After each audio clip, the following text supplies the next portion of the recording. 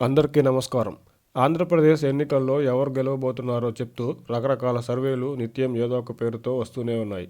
జాతీయ స్థాయి సర్వేలు ఒకటి చెప్తుంటే రాష్ట్ర స్థాయి సర్వేలు మరొకటి చెప్తున్నాయి. జాతీయ సర్వేల్లో ఒకటి రెండు మినహా దాదాపు అన్ని సర్వేలు టీడీపీ కూటమికి అనుకూలంగా ఉండగా, రాష్ట్ర స్థాయి సర్వేలు మాత్రం మిశ్రమంగా ఉన్నాయి. అయితే రాష్ట్ర స్థాయి సర్వేల్లో కనీసం ఇప్పటి వరకు పేరు కూడా వినని సర్వే సంస్థలు విడుదల చేస్తున్న సర్వేలు అధికంగా ఉండడంతో ఎవరి సర్వే పరిగణలోకి తీసుకోవాలో తెలియని సందిగ్ధత ఉంది. చిన్నా చిత్తగా సర్వేలను పక్కకు పెడితే జాతీయ, రాష్ట్ర స్థాయి సర్వేలు ఎక్కువగా టీడీపీ కూటమి వైపు ఉండగా, కాస్త పేరున్న సర్వేలు ఒకటి రెండు మాత్రమే వైసీపీ విజయం వైపు ఉన్నాయి. దీంతో మెజార్టీ సర్వేలన్నీ టీడీపీ కూటమి వైపు ఉండగా, సర్వేలను ఏమాత్రం పట్టించుకోకుండా మళ్లీ విజయం తమదేనని జగన్ గారు మరోవైపు నింపాదిగా ఉన్నారు.